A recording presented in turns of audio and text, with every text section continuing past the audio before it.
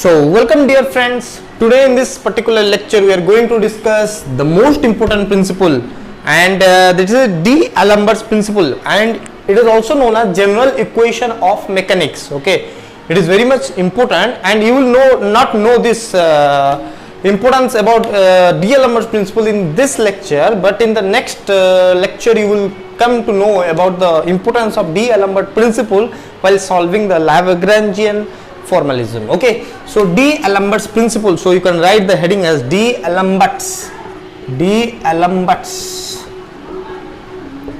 principle. Okay, very important concept in physics. What is the statement? So first write the statement is very important. Okay, so the total virtual work done by the reaction forces. So forces means not one force, there will be a lot of force. So total virtual work done by the reaction forces is 0. Okay, is 0. Okay, total virtual work done by the reaction forces, that means sum over reaction force. I am denoting reaction force as R, and here I am taking alpha running from 1 to n. What is n? Number of particles. Okay, it is R alpha. So total virtual work done means you have to take the virtual displacement. Okay, so I am taking for total, I am taking the sum. Okay, I can take R1 delta R1, okay, R2 delta R2, R3 delta R3, so that if you add all this term you will get the total virtual work done. Okay, because there is virtual displacement, and the force is in this case is the reaction force will be equal to 0. So this is nothing but the Alemberts principle, and you have to derive another form of it. How you can derive? So we can take the Newton second law. Okay, Newton's second law of motion, and we can proceed as follows. Okay, so what is Newton's second law of motion? Everybody knows it. Okay, Newton's second law of motion is mass time of acceleration is equal to force, that is external force, is basically external force. Another force is there, that is the reaction force. Okay, we are not considering that is the main limitation in the Newtonian mechanics. Newtonian mechanics is a vector.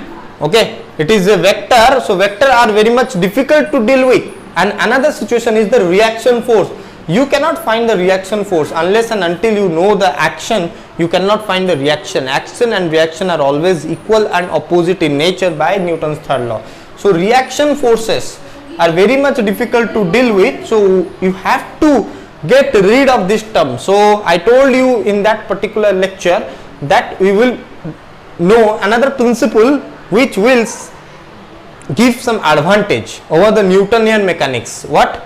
It will be a scalar. Scalar are very much easy to deal, and reaction forces are to be eliminated. So let's see what is happening.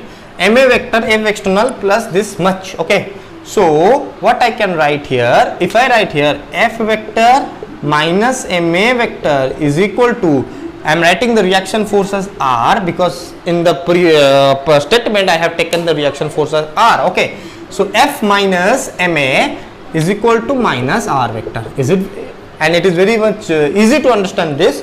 And if I multiply delta R, okay, so I will take a lot of, it will take a lot of space. F minus MA vector dot delta R vector is equal to R vector dot delta R vector. Okay, one thing that you have to take into account, you are taking sum. Okay, sum means for first particle, for second particle, for third particle. So you have to write alpha running from 1 to n. So this is F alpha, MA alpha, delta R alpha, this alpha, okay, this alpha, okay, and this is minus. Okay, this is minus. Is it clear? Okay, so from the statement you know this term will be equal to 0. Total virtual work done by the reaction force is 0. So now what you get, that is summation alpha is equal to 1 to n F alpha vector minus MA alpha dot delta R alpha is equal to 0. Okay, another thing that you got, that is sum over of alpha running from 1 to n r alpha dot delta r alpha equal to 0. So this is the D'Alemberts principle. Okay. So what are the observation here? Observation is very simple. It is a dot product. Okay. And dot product give rise to a scalar. Okay. And dot product give rise to a scalar, and scalar are very much easy to deal with. Another thing that you are getting here, there is no reaction force. Okay. Here this part you are getting, there is no reaction force. F alpha minus m a alpha dot delta r alpha is equal to 0, and this is the condition. This is the condition that the total virtual work done by the reaction forces must be equal to 0. Okay. So in this particular, this is the new form. Okay.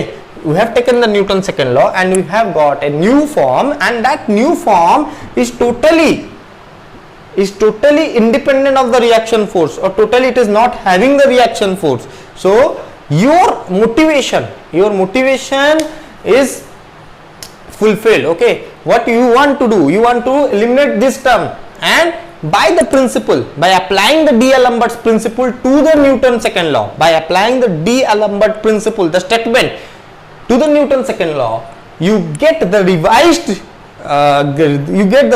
pattern as this, and this particular equation is not having the reaction force. If it is not having the reaction force, that means you have achieved your goal. Okay. What you have thought, you are dealing with Newtonian mechanics. In Newtonian mechanics you are having reaction forces. Reaction forces are very much difficult, and you are dealing with the vectors because force is a vector quantity. But here you are taking the dot product, so answer is scalar. Another thing that you are getting is the reaction force is absent. Okay, reaction force is absent, but here the reaction forces are present. So this is the D'Alemberts principle, and you know that this position vector, okay, this position vector r alpha vector is will satisfy the constant equation, holonomic constant equation. That's why it is not independent, which was the major issue in the constant. Okay.